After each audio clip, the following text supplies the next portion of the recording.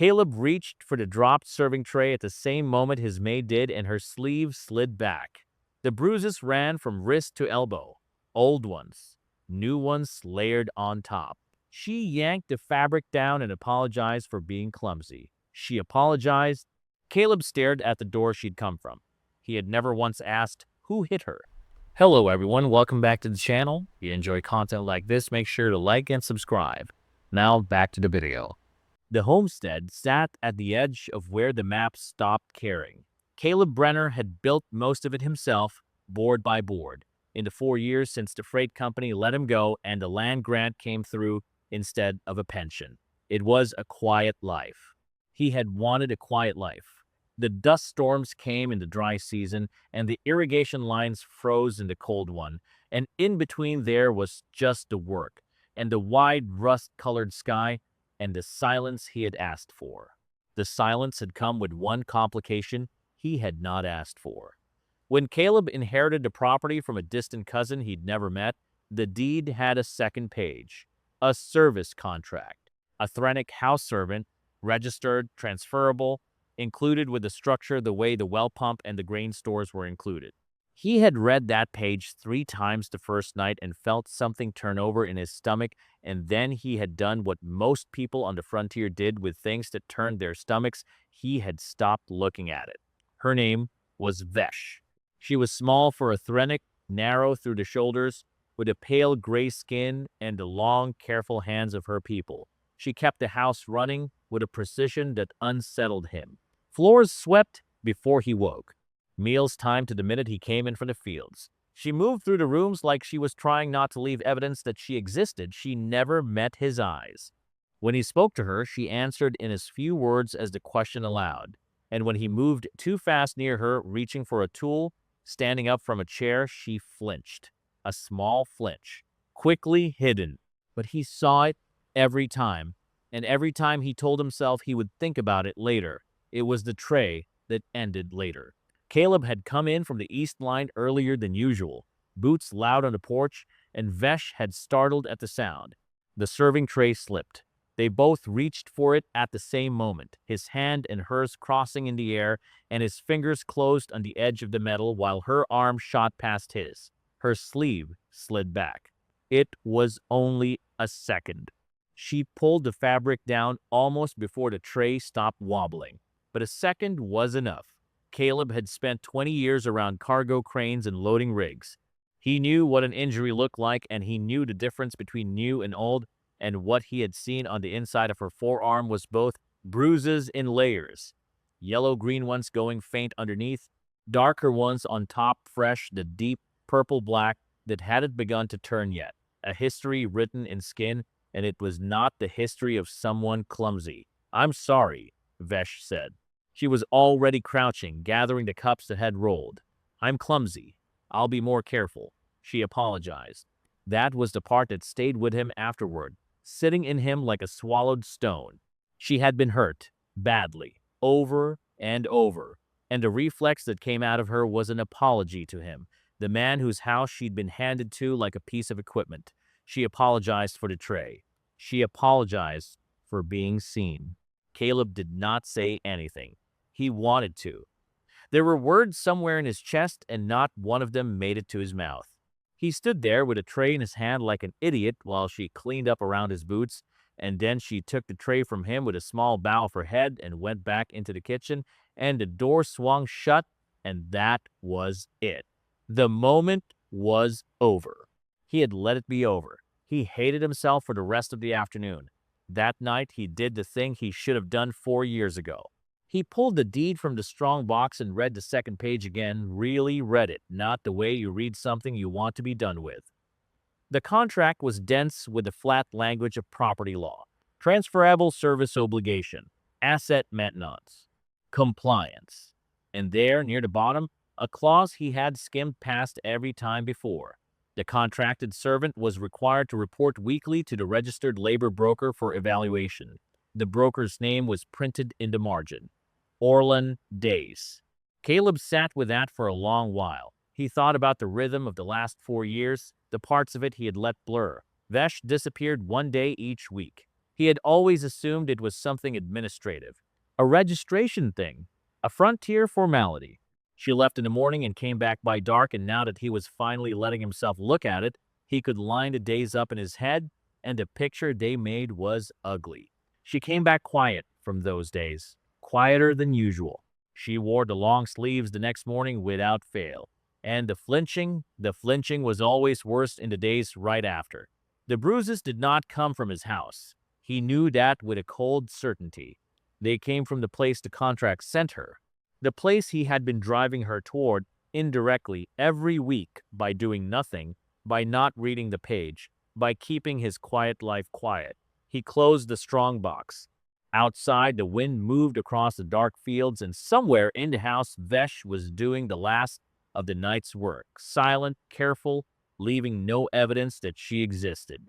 The next evaluation was in 6 days. Caleb decided he would not be sending her. He would be driving her there himself. The road to Dace's labor yard ran 2 hours north, through scrubland that got meaner the farther you went. Caleb drove. Vesh sat in the passenger seat of the hauler with her hands folded in her lap and her eyes fixed on the dash, and she did not ask why he was the one taking her. She had stopped asking him things a long time ago, he supposed, or had never started. He had told her the night before simply that he would be driving her to the evaluation. She had gone very still at that. Then she had nodded, the small, careful nod she gave everything, and said nothing else. The silence in the cab now had a different texture than the silence at the homestead. It was a held breath kind of quiet. The yard announced itself before he saw it, a long fence line, prefab towers, the dull gleam of a processing shed, a gate with a guard booth. Caleb slowed the hauler, and a man in a broker's jacket waved him toward a painted line on the gravel. Contract drop-off waits here. The man said through the window, "You can pick her up at dusk." Vesh was already reaching for the door handle. Caleb watched her step down onto the gravel, watched her shoulders draw in, watched her walk toward the gate the way a person walks toward something they have walked toward many times and never once wanted to. He should have waited. The painted line was right there. Instead, he killed the engine, got out, and followed her in. The guard called after him. Caleb kept walking. Nobody on a frontier yard expected a contract holder to actually come inside, and that half-second of confusion was all he needed to get past the booth. What he saw on the other side rearranged something in him permanently. The yard was bunks and work sheds and Thrennic, dozens of them. They moved between the buildings in the same way Vesh moved through his house, quiet, folded inward, leaving no evidence. He saw the marks on them the way he now could not stop seeing marks. Wrists, forearms, the sides of necks. The same layered history he had seen on Vesh's skin multiplied across a whole population. And nobody here was hiding it, because here there was no one to hide it from. An older Thrennic was stacking crates near the shed. He looked up as Caleb passed. He didn't speak. He didn't have to. His eyes went to Caleb, and then to Vesh's retreating back, and then back to Caleb, and in that look was a whole sentence Caleb couldn't have written down but understood completely. You see it now. Good. Now what? Mr. Brenner. The voice was warm. Caleb turned. Orland Dace was a trim, pleasant-looking man with a broker's jacket and a broker's smile, and he came across the gravel with his hand already out, as if Caleb were a customer who'd wandered somewhere he shouldn't, but might still buy something. Caleb did not take the hand. "You're not supposed to be past the gate," they said, unbothered. "Liability. But since you're here," he gestured at the yard like a man showing off a tidy operation. "Evaluations. Nothing dramatic. We assess contract condition, correct compliance drift, make sure the asset's holding its value for the holder. For you, that is. Compliance drift," Caleb repeated. "Servants pick up habits. Slack ones. A contract that isn't maintained loses worth for everyone." Dace's tone never changed. It stayed friendly, reasonable, the voice of a man explaining freight rates. "It's all lawful, Mr. Brenner. Registered, inspected." The territory code's very clear on labor management. Caleb looked past him at the older Thrennic with the crates, at the marks on his arms, at the bunks, visible through the open shed door. Too many to a room. No windows worth the name. And the bruises, Caleb said. Those are lawful too. For just a moment, something flickered behind Dace's smile. Then it smoothed over. I don't know what you think you saw, but I'd be careful, friend. Interfering with lawful labor management, that's a serious thing out here. Costs people, their grants, their standing, everything they built. He let that sit. You've got a nice, quiet place, I hear. Be ashamed to complicate it. It was not shouted. It was barely even a threat by the sound of it. It was just laid down between them, flat, like the painted line on the gravel. Caleb found Vesh near the processing shed, where a clerk was logging her in. He didn't make a scene. He simply said she was needed back at the homestead, signed something the clerk pushed at him with a sigh, and walked her back out through the gate before Dace could decide whether to make it a problem. They drove south. The scrubland scrolled past, meaner in this direction too. For a long while, neither of them spoke, and the held-breath quiet was back in the cab, thicker now. It was Vesh who broke it. You shouldn't have come in. Her voice was very quiet, but it was steadier than he'd ever heard it. She was still looking at the dash. They don't forget when a holder makes trouble. They don't take it out on the holder. A pause. It will be worse now. For me. For the others. Caleb's hands tightened on the wheel. He wanted to tell her it wouldn't be that he'd fix it, that he'd take it to the magistrate, that there were rules and the rules would hold, but he had just stood inside that yard. He had seen exactly how much the rules held. So he said the only honest thing he had. Then I'm not going to stop at coming in. Vesh finally looked at him. She didn't say anything to that, but she didn't look away either. And on the frontier, from her, that was almost everything. The Territory Administration Building was the only structure in the settlement built from poured stone instead of prefab, and Caleb had always read that as the Territory's way of telling you where its priorities sat. Magistrate Holloway's office was on the second floor, behind a door with a frosted panel and a brass plate gone green at the edges. Caleb had brought the deed. He had brought the photographs he'd taken inside the yard, loaded onto a chip. He realized as he sat down across the desk, the assumption that showing a man in authority a wrong would produce, at some point, a right. Holloway listened. That was the first surprise. He actually listened all the way through, while Caleb described the bunks and the marks and the older Thrennick with the crates and the word evaluation and what it actually meant. He listened the way a doctor listens to a symptom he's already diagnosed. When Caleb finished, Holloway didn't reach for the chip. You're describing, the magistrate said slowly, a registered labor operation conducting itself within the territory code. That's the problem, Mr. Brenner. Not that it's hidden, that it isn't. He explained it without heat, which made it worse. The Thrennick on the frontier weren't citizens. They weren't under the labor code personnel at all. A service contract was filed as property law asset transfer, maintenance, depreciation. The protections that would cover a hurt worker simply did not have a category to live in because the code had never been written to see Vesh as someone who could be wronged. She could be damaged. Damage was a holder's loss. And the only holder with standing to complain about damage to Vesh was Caleb himself, and what he was complaining about was the damage being legal. You want me to charge Orland Dace, Holloway said? With what statute? He'd walk out of my courtroom and I'd be the one with a problem. Half the grants in this territory run on contract labor. The yards keep the harvests in and the lines repaired. You'd be asking me to pull a thread that holds up the whole settlement. He pushed the chip back across the desk untouched. I'm not saying you're wrong about what you saw. I'm saying there's no door in this building that what you saw fits through. Caleb sat with that. Outside a frosted panel, somebody's bootsteps went down the stone stairs and faded. Then I'll buy the contract out, he said. I'm the holder. I can transfer it to myself, free her, end it. That's lawful too. Holloway's expression did something complicated. It is, he agreed. If Dace sells.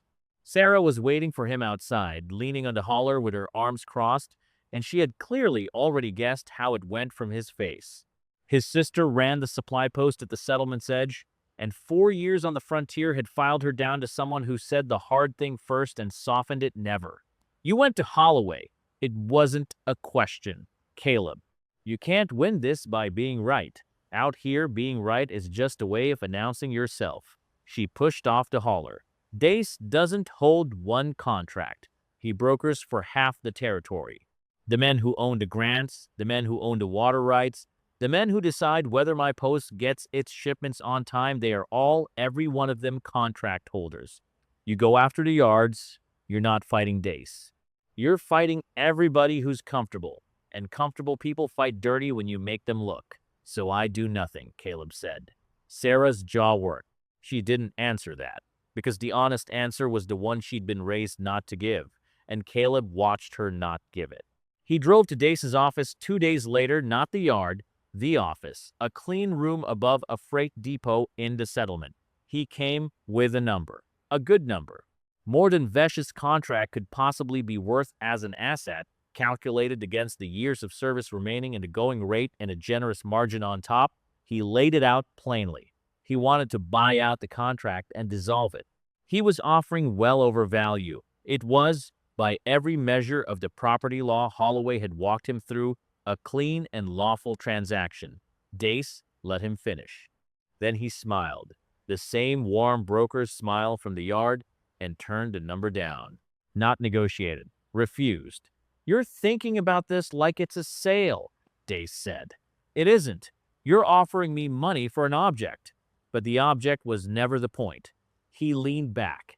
If I sell you that contract, every other holder in this territory hears that a contract can be bought out by anyone with a soft spot and a full account. And then their servants hear it. And then a contract isn't worth the chip it's filed on, because the whole thing only works if it can't be undone. The discipline is the product, Mr. Brenner, not the maid. The maid's replaceable. What I sell is the certainty that she can't be saved. He said it pleasantly. He said it like freight rates. Caleb drove home in the dark with a number still in his pocket, useless. And somewhere on that road, the thing he'd been refusing to understand finally finished arriving. He had been treating this like there was a villain, one bad broker, one cruel man, one wrong he could isolate and fix. But Dace wasn't an exception the system was failing to catch. Dace was the system, working exactly as designed. The bruises on Vesh's arm weren't a malfunction. They were the product. And the magistrate, the code, the comfortable men, his own 4 quiet years of not reading the second page, all of it was the machine. And all of it was running fine. You could not file a complaint against the machine. You had to do something else. The next evaluation day came, and Caleb did not drive Vesh anywhere. When the morning the contract demanded arrived, he simply went out to the East Line as if it were any other day, and when a clerk's call came through on the homestead relay asking why the asset had not reported, Caleb told them the truth shaved down to its most defensible edge. Harvest season. The servant was needed on property. He'd reschedule. He kept his voice flat and bored, the voice of a holder annoyed at paperwork, and a clerk, hearing nothing worth escalating, logged it and let it go. It would not hold forever. Caleb knew that. Needed for harvest was a stay, not a verdict. But it bought a week. And then, when he did it again, another. And in those weeks, something began to change inside the house that had nothing to do with the contract at all. He started with the smallest thing he could think of. He set 2 places at the table. Vesh stood in the kitchen doorway the first evening and looked at the second plate like it was a trap, or a test she would be punished for failing whichever way she answered. Caleb didn't make a speech about it. He just sat down and started eating, and after a long moment, so did she at the far end. Plate pulled close, eyes down. The next night, she sat a little less far away. By the end of the week, she sat across from him, and once, when he said something dry about the irrigation lines, the corner of her mouth moved. Not a smile. The place a smile would eventually come from. He stopped giving her instructions and started asking her things. Not about the work, about her. It took a long time, she had been conditioned, he understood now, to treat a holder's curiosity as the prelude to something, but the questions kept coming back, gentle, and the answers got longer. And one evening, with the wind moving across the dark fields, Vesh told him where her people had actually come from. The Thrennic had not arrived as servants. They had arrived as a debt. There had been a war, a small one, by the scale of the wider human expansion, a border thing most people on this frontier had never heard a single word about. The Thrennic had been on the losing side of a conflict they'd had little hand in starting, and when the treaties were drawn, a clause among the clauses had assigned labor reparations. Their people had been gathered, contracted, distributed outward to frontier worlds like this one. The word the treaty used was employment. What it meant by the time it reached a yard like Dace's was the bunks and the marks and the word evaluation. They told us it was work, Vesh said. She was turning a cup slowly in her long hands, not drinking from it. That we would send wages home, that it was temporary. She set the cup down. I have never sent anything home. I do not know if home knows that. Caleb didn't answer right away. He was busy understanding that the lie was not just being told to the Thrennic on this world, it was being told about them, somewhere far above this Crublin, to people who thought their sons and daughters were earning. Dace did not stay quiet. A hauler Caleb didn't recognize came up the homestead road one afternoon, and two men in brokers' jackets got out and walked the property line without being invited, clipboards out, calling it an inspection of contracted premises. They didn't come inside. They didn't have to. They measured the grain store and photographed the bunk room and let Caleb watch them do it, and the message was the same one Dace had laid down at the yard, just delivered closer to home. We can come here. We are noting things. We are patient. Caleb stood on his own porch and let them finish. There was nothing in the code that let him stop them. He was learning, almost nothing in the code that let him do anything at all. But there was Sarah. She came out to the homestead the night after the inspection, and Caleb expected the same argument. You can't win by being right. You're announcing yourself. Comfortable men fight dirty. She did say a version of it. And then, with her jaw set like she was angry at herself for the words, she set a packet down on his table. Shipping manifests, routing schedules, which yards in the territory took deliveries from her post, and when and through whose hands. I'm not doing this because you talked me into it, she said. I'm doing it because those men walked your line like they owned it. And I sat in my post for 4 years pretending the manifests I was stamping didn't mean anything. She tapped the packet. If you're going to do something stupid, do it with better information than Dace thinks you have. Caleb looked at the manifests, and then at his sister, and understood that the house was no longer the only place quietly changing. The official complaint arrived 11 days later, filed through the magistrate's office, stamped and routed and real: interference with contracted property, failure to present an asset for mandated evaluation, obstruction of lawful labor management. Caleb read it twice at his table, with the second plate still sitting across from his, with Vesh standing very still in the kitchen doorway the way she had the first night, except she was not looking at the floor now. She was looking at the paper in his hands. He had wanted a quiet life. He had built this whole place to have one. He set the complaint down next to Sarah's manifests, the threat and the weapon side by side on the same table, and he found that he was not afraid in the way he'd expected to be. The machine had finally noticed him. That meant he was finally in its way. The hearing was held in the same poured stone building, in a room on the ground floor with a railing dividing the public benches from the floor where the law did its work. Caleb had expected the room to be empty. It was not. Word had moved away, word moved in a settlement that size, and the benches behind the railing were full of contract holders, grant men, water rights men, the comfortable men Sarah had warned him about, there to watch what happened to someone who had gotten in the way. They were not there for Caleb. They were there for the lesson. Dace did not argue his own case. He had a lawyer for that, a smooth, off-world trained man in a pressed jacket who treated the proceeding like a transaction that had already closed and only needed signing. Caleb had no lawyer. There was no category of counsel for a man defending a position the code did not recognize. The lawyer laid it out cleanly. Caleb Brenner held a registered service contract. Caleb Brenner had, on multiple documented occasions, failed to present the contracted asset for mandated evaluation. In doing so, he had degraded the asset's compliance value. The lawyer used the phrase "without a flicker," the way a man names a line on an invoice, and interfered with a lawful labor operation. The remedy was not complicated. Return the asset to broker custody for rehabilitation. Restore the contract to standing. Let the machine resume. Magistrate Holloway sat above it all and asked the few questions the procedure required him to ask, and Caleb could see the man wanted this over. Not because he was cruel, because he had told Caleb the truth in his office weeks ago and now had to watch that truth play out in his own courtroom with an audience. When it was Caleb's turn, he did not have a legal argument. He had known that walking in, so he did the only thing he had. He read the logs aloud. He had photographed them inside the yard, the evaluation records, the broker's own paperwork, line after line in Dace's own filing system.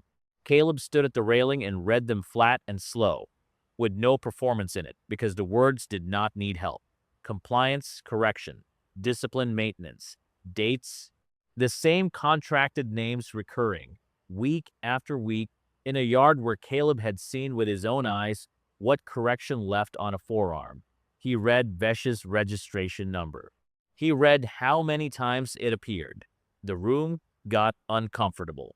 He could feel it behind him, the comfortable men shifting onto benches, because the logs were not an accusation from an outsider. They were Dace's own bookkeeping, and bookkeeping was the one thing every man in that room understood and trusted.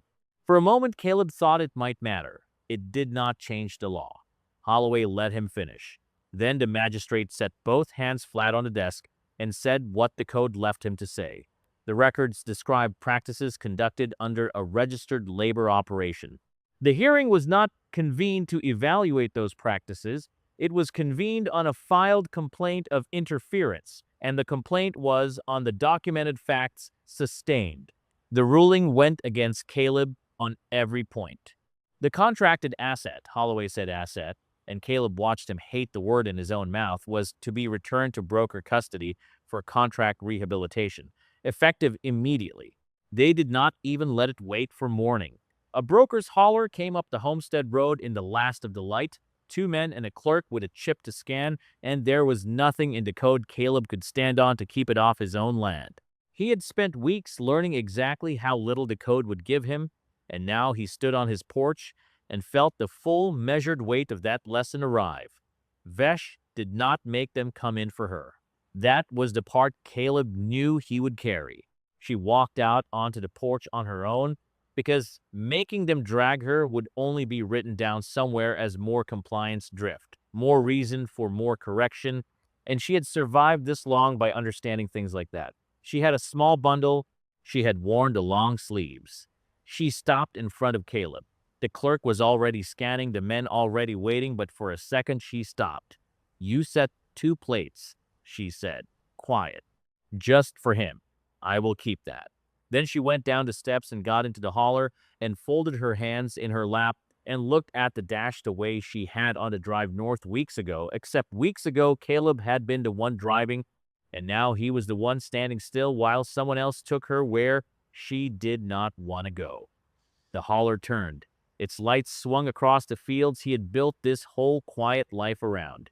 Then it was gone down the north road, and the sound of it went with it, and Caleb was alone on his porch in a way the homestead had never once managed to make him feel in 4 years of actual solitude. He went inside.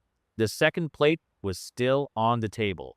He stood looking at it for a long time. He thought about Sarah's voice. You can't win this by being right. She had been correct. Being right had gotten him a full courtroom of comfortable men watching him lose, and an empty chair, and a maid returned to the yard that made the marks. So, being right was not the tool. He had brought the wrong thing to the machine. Caleb sat down at the table, in front of the plate that wasn't his, and he did not feel finished. He felt the opposite of finished. He had read Dace's logs out loud to one room. There were a great many more rooms. A simpler man in a simpler story would have driven north with something loaded in the back of the hauler. Caleb thought about it. He would not pretend later that he hadn't. He sat at the table with the empty plate across from him through most of that first night and let the worst version of himself talk. And the worst version was loud, and it had a route memorized. But he had stood inside that yard. He had counted the Thrennic in it. If Caleb Brenner went north with a weapon, the very best thing that happened was that Caleb Brenner died on Dace's gravel, and the machine kept running with a fresh story about a holder who'd lost his mind over a maid, and the marks would still appear on the forearms, and Vesh would still be inside. Violence was just another thing the machine knew how to absorb. So when the sun came up, Caleb did not load the hauler. He cleared a table, and he found a clean ledger, and he started to write. He wrote down what he had seen at Dace's yard, every detail, dated and plain. He wrote Vesh's registration number and the count of times it appeared in the evaluation logs he'd photographed. And then he understood that 1 yard, 1 maid, 1 homestead was exactly the size of problem the machine had already proven it could digest. Holloway had told him as much in his own office. There's no door in this building that what you saw fits through. Fine. Then the thing he built would have to be too big for the building. It took weeks, and it took other people, and that was the part Caleb had not expected, that the moment he stopped trying to fix one thing alone, he found he had never actually been alone. Sarah was already in. Her supply post touched every yard in the territory through the manifests, and she began, quietly, stamping a second copy of everything. Which yard took which deliveries, how many mouths each one was provisioned for, set against how many contracts it was registered to hold a gap that told its own story once you knew to read it. She moved Caleb's pages out through the post the way the post moved everything else, folded into routine, invisible inside the ordinary. And there was Tovrik, the older Thrennic, from the yard, the one who had looked at Caleb across the gravel and said an entire sentence with his eyes found a way to send word back through the channel Sarah had opened. Caleb never met him again in person, but the records started coming. Internal yard logs, names. The Thrennic kept their own count, it turned out, scratched and memorized and passed hand to hand because a people who were not allowed to be wronged had learned to be very, very good at remembering. Tovrik's records and Dace's official logs, set side by side, did not match. The gap between them was the truth. Caleb assembled it all on his table, yard by yard. The territory had pretended for years that what happened in those fences was a private and lawful arrangement between a holder and an asset. What Caleb was building said otherwise. It said this was a system, territory-wide, uniform, coordinated through brokers like Dace, and a system was a different thing than a maid. A system could be a violation, but of what? That was the question that kept him up. The territory code permitted all of it. He needed a law that sat above the code. He found it in the thing Vesh had told him by the window, weeks ago, turning a cup in her hands. They told us it was work. That we would send wages home. The Thrennic had come as labor reparations under a treaty between governments, and the treaty's own language said employment. It said wages. Whatever was happening in Dace's yard, whatever the territory code had quietly grown to permit, it was not what the treaty that brought these people here actually said. The frontier had been running a lie not just past the Thrennic and the bunks, but past the people who had signed for them. Somewhere far above this scrubland, the Thrennic homeworld believed its sons and daughters were earning. They did not know about the word evaluation. They did not know about the forearms. The buried truth was not a secret kept from Vesh. It was a secret kept from her entire world. Caleb stopped thinking about the magistrate's building after that. There was no door in it that this fit through Holloway had been right, and Caleb finally believed him completely. The building was too small. Every building in the territory was too small. The men who ran them were comfortable, and Sarah had been right too. Comfortable men fought dirty, and they fought down, at the people in front of them. So Caleb would not hand this to anyone in front of him. He would send it past all of them. It took everything Sarah's post could quietly do, and it took a routing schedule and a relay window and a great deal of nerve, but there was a way to get a message off this world. Not to the human treaty officials, they were upstream of the same machine, to the other signatory, to the Threnic themselves, to the elders of the homeworld that still thought its people were employed. Caleb sat at his table on the last night of it. The full record assembled his pages, Sarah's manifests, Tovrik's count, the treaty language laid against the territory code, the logs with Vesh's number in them, and he understood that once this left, he could not call it back, and that he would have no idea for a long time whether it had landed anywhere at all. Across the table, the second plate was still there. He had not put it away. He sent the message. The message went out, and then nothing happened, and the nothing was its own kind of weather. Caleb had imagined in the abstract that sending it would feel like an ending, like setting down something heavy. It did not. It felt like dropping a stone into a well so deep you never heard it strike bottom. He had no confirmation. He had no way to know if the relay window had held, if the routing had carried it past the human officials upstream, if it had reached the Threnic homeworld at all, or simply died somewhere in the dark between worlds. He had built the most important thing of his life out of other people's records and his sister's manifests and an old Threnic's memory, and then he had thrown it as far as he could throw, and now there was only the waiting. The waiting went on for weeks. He kept the homestead running because the homestead did not care about his crisis. The irrigation line still froze. The east fence still sagged. The work still arrived every morning, indifferent to whether a man's chest felt hollow. He worked. He ate at the table. He did not put the second plate away, and he was aware that this was not entirely sane, and he did not put it away anyway. Dace did not wait quietly the way Caleb did. The first approach came as money. A broker's clerk drove up the homestead road with a clean offer in a folder. A settlement, generous, in exchange for Caleb signing a statement that the matter of the contract was closed and that he made no further claim regarding labor operations in the territory. It was, the clerk explained pleasantly, a chance to put it all behind him. Caleb read the folder, set it down, and said no, and the clerk's pleasantness went with him back down the road. When money did not work, the pressure changed shape. It was never anything that fit through a door in the magistrate's building. Dace was far too careful for that. It was the east irrigation line opened in the night so the water ran out across the field and froze. It was a section of fence cut. It was a delivery to Sarah's post that arrived 3 weeks late and then, the next month, did not arrive at all. None of it had a name attached.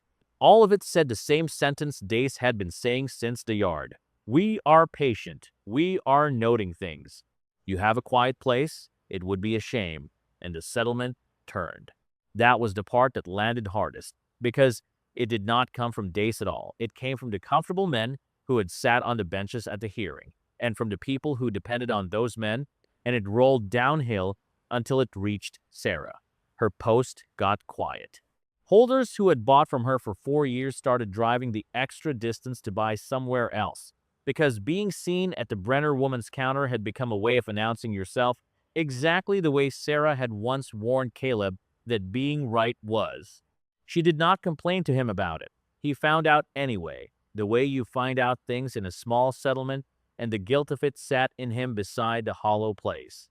He saw Vesh once in that long stretch. Only once. It was a Gael from a distance he had driven north on a thin excuse. A delivery that did not really need him, and he had let the route carry him within sight of Dace's fence line. He did not go in. He had learned, painfully, what going in cost the people inside. But he saw her, across the yard, moving between the sheds the way all of them moved, folded inward, leaving no evidence. She was thinner. Even at that distance, he could see it.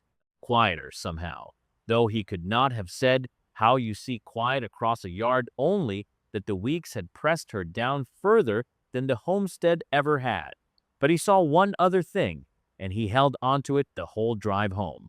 When she paused at the corner of a shed, half turned, her hand went briefly to a fold of her sleeve to something kept there, hidden, pressed flat against her. Caleb knew what it was. He had carved it himself, a small token of no value to anyone but the two of them, and given it to her at the homestead in the weeks when she had started sitting across the table instead of at the end of it. They had taken her back to the yard.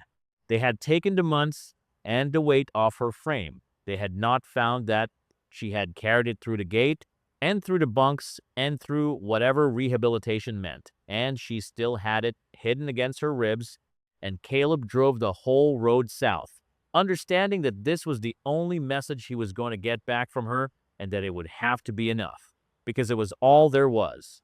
He did not know how much longer he could hold the line. That was the honest shape of things. Sitting at the table on a cold night with a second plate across from him and the frozen field outside and Sarah's empty counter on his conscience. He had sent the stone into the well. He had heard nothing strike bottom. The pressure was steady and patient, and it was wearing the people he loved. And a quieter, more tired part of him had begun to wonder if the message had simply died in the dark, if the homeworld would never hear, if he had thrown everything he had into a silence that did not end. Then, late, the homestead relay caught something, a settlement-wide band, the kind that only carried things too big to keep off it. A vessel had entered frontier orbit. It had not been announced, it had not been scheduled, and the registry it answered to was not human. It was Threnic. The vessel did not ask permission, and that, more than anything, told the settlement how much trouble it was in. Frontier traffic followed a rhythm. Ships filed windows, answered the relay, waited their turn at the orbital lane like haulers at a gate. The Threnic vessel did none of it. It came down into orbit on its own authority, and within a day a smaller craft had set down outside the settlement, and what came off it rearranged the power in the territory in an afternoon. There were Threnic, not the folded inward kind Caleb had seen in the yard, but upright, robed, unhurried, the elders of a homeworld that had finally been told the truth. And there were humans with them, treaty officials. Not the territory's officials, not Holloway's chain. These had come from far above the frontier, from the level where the original treaty had been signed, and they had come because the other signatory had arrived on their doorstep with a record in hand and asked a question the frontier could not answer. The record was Caleb's. He understood that without being told. The stone had struck bottom after all. It had just taken this long for the sound to come back up the well, and it had come back not as a reply addressed to him, but as a ship. The brokers did exactly what Caleb expected, which was to scramble. Word moved fast, and Dace and the contract holders had perhaps a day of warning, and they spent it. The way frightened men with bookkeeping always spend it, trying to make the yards look like the story they had always told about the yards. Bunks were cleared out and aired. The worst of the work sheds were locked. Caleb heard later that Dace's people had spent a frantic night trying to revise the evaluation logs, softening the language, thinning the dates. It did not matter. That was the thing the brokers had never understood about what Caleb built, and the thing that let him sleep. Finally, the night the ship came down, they thought the danger was their own records, which they could edit. But Caleb's record had never depended on Dace's honesty. It was Tovrik's count set against Dace's logs. It was Sarah's manifests, provisioning for 40 mouths in a yard registered for 100 contracts, and you could not scrub a manifest you had already shipped. It was the treaty's own language, employment, wages, laid flat against the territory code that had quietly grown to permit bunks and marks and the word evaluation. The brokers could repaint a yard. They could not repaint the gap between what they had promised the homeworld and what that homeworld had now walked in and seen. The inspection was not a negotiation. The elders and the treaty officials went yard to yard, and they did not accept a cleaned-up version because they had arrived already knowing what the cleaned-up version was hiding. They had Caleb's map of it. They knew which sheds had been locked that week and why. They saw the forearms. The Threnic in the yards had spent years being very good at remembering, and now, for the first time, there was someone standing in front of them whose entire purpose was to be told, Holloway, to his credit or his cowardice, Caleb was never quite able to decide which, and eventually concluded it did not matter, read the situation correctly and fast. The magistrate had spent the whole affair telling Caleb a true thing. There was no door in his building that any of this fit through. That had been honest. But Holloway had also, Caleb now understood, been a man waiting to see which way the weight finally fell, and when it fell, when a Threnic vessel was in orbit, and treaty officials from above the frontier were walking the yards, Holloway chose the paperwork that saved Holloway. He cooperated. He opened the territory's filings. He produced the registrations and the contract records and the complaint he had sustained against Caleb, and he presented all of it as evidence of a system he had been administering under protest, which was not quite a lie and not at all the truth. Caleb did not have it in him to be disgusted. Holloway had told him weeks ago in the green-edged office exactly what kind of man he was. He had simply, finally, found a form to sign that pointed him somewhere survivable. The finding, when it came, did not use the territory's words. It did not say asset. It did not say compliance value. It used the treaty's words, because the treaty was the law that sat above the code, and that had been the entire architecture of what Caleb had thrown into the well. The labor reparations clause had specified employment. What the frontier had built, the contracts filed as property law, the brokers, the yards, the evaluations, was found to be in violation of the instrument that had brought the Threnic to these worlds in the first place. The territory had not been operating a lawful labor system. It had been operating outside the treaty and calling the gap legal because no one withstanding had ever been allowed to look. The service contracts were declared void. All of them. Not Vesh's, all of them. Every Threnic on the frontier world, in every yard, under every comfortable man who had sat on the benches at Caleb's hearing, was, by the finding, no longer a contracted asset. They were people the treaty had always said they were.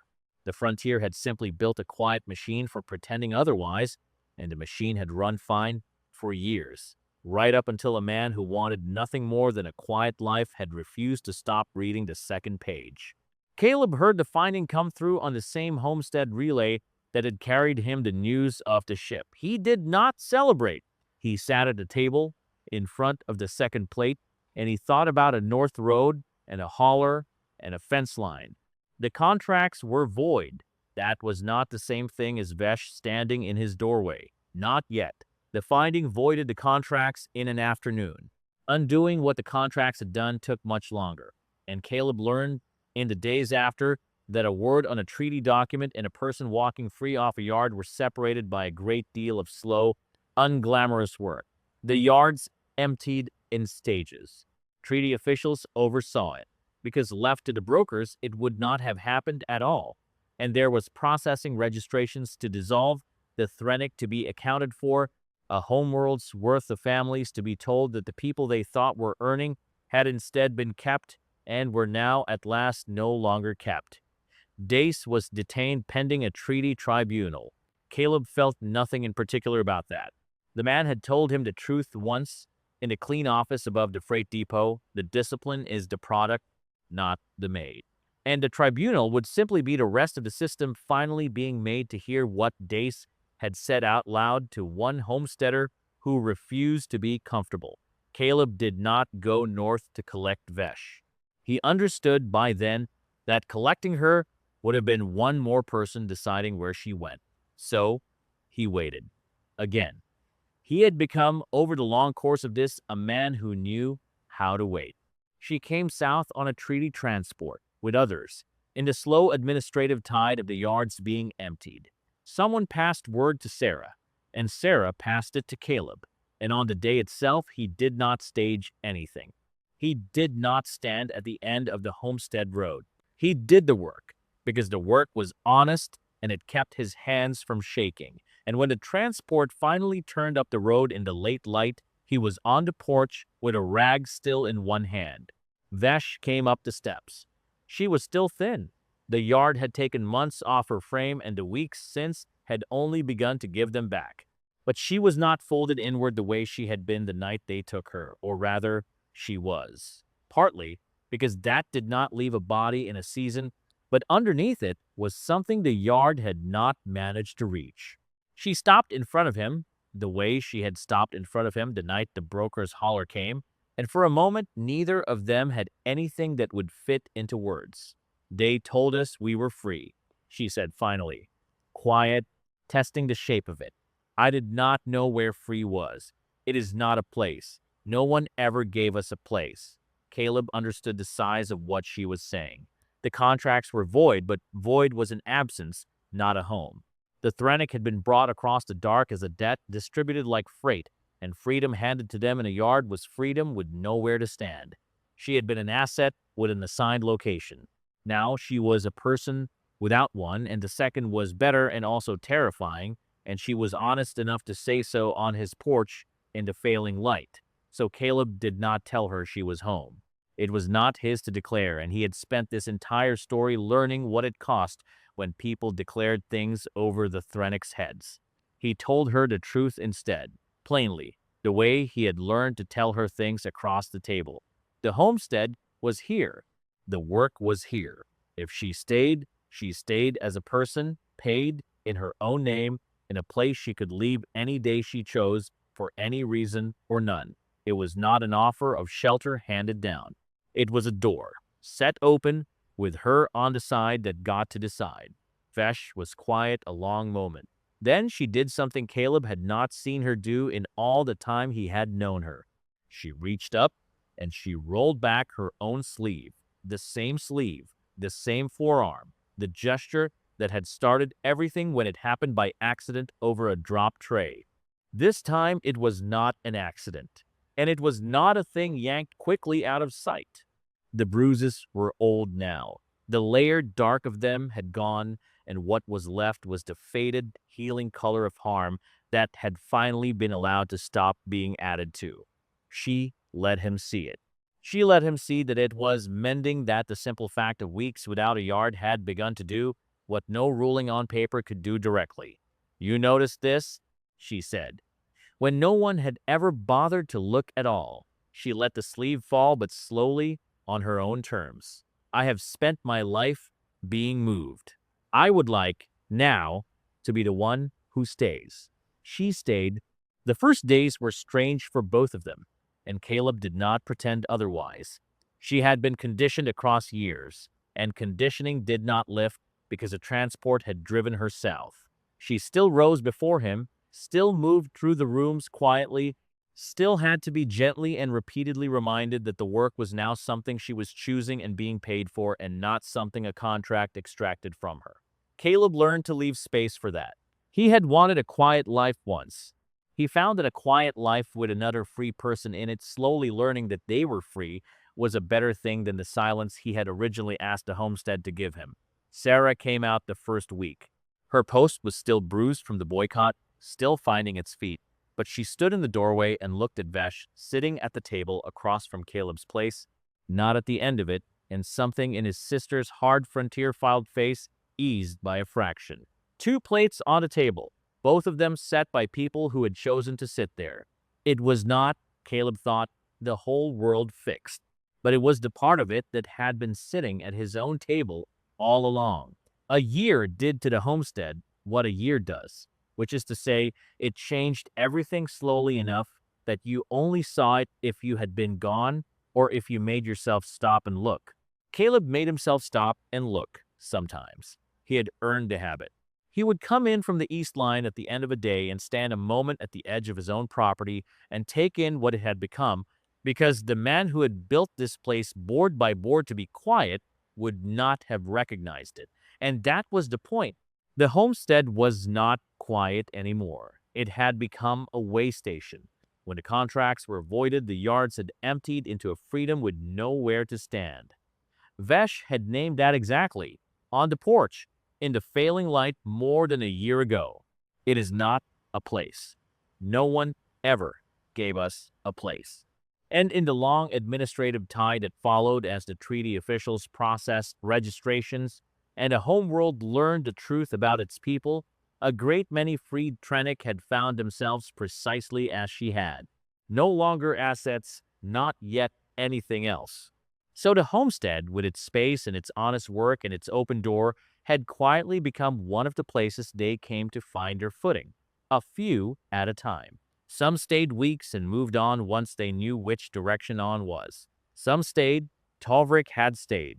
The older Thrennick, who had said an entire sentence with his eyes across Dace's gravel, who had passed his people's careful, memorized count-out through Sarah's post when passing anything was dangerous, he had come south like the rest, and he had not left. He had a builder's hands and a long patience, and he had taken to the work of rebuilding the way some men take to a debt they are finally allowed to pay forward instead of off. Caleb worked beside him often. They did not talk much. They had never needed to. Sarah's post had come back. It had taken most of the year, but the boycott that had once made being seen at the Brenner woman's counter a way of announcing yourself had reversed itself the way the whole settlement had slowly, grudgingly reversed itself because the comfortable men were less comfortable now, and the people who had driven the extra distance to buy elsewhere had quietly started driving back. Her counter was busy. She had hired two of the freed Thrennick to work it, paid in their own names, and she stamped honest manifests now and did not have to pretend the stamping meant nothing. The settlement had not transformed into something noble. Caleb did not let himself believe that. The comfortable men were still in the territory. Holloway still administered his green-edged office and had signed whatever forms kept him in it. But the machine, the specific quiet machine that had run on contracts filed as property law and a word like evaluation, that machine was broken, and a thing that is broken cannot run fine in the dark just because everyone has agreed not to read the second page. Caleb thought about that, the reading of the second page, more than he thought about any other part of it, because in the end, he had not done any of the things a story might have wanted him to do. He had not gone north with something loaded in the hauler.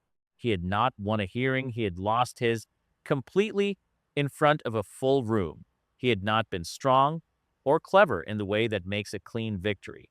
He had been, mostly, a man who had inherited a wrong along with a well pump and a grain store, and who had for 4 years done exactly what the whole frontier did with wrongs that turned the stomach. He had stopped looking at it. The entire thing had turned on the moment he stopped not looking. A drop tray, a sleeve sliding back. A choice, after that, to not let the moment be over, to read the page, drive the road, walk through the gate, write the ledger, send a stone into the well. None of it had required him to be remarkable. It had only required him to refuse once, and then again, and then 100 times, to look away. And then, when looking was not enough, to refuse to stay quiet about what he had seen. That was the whole of it. Notice, and then do not stay silent. He was not sure it qualified as heroism.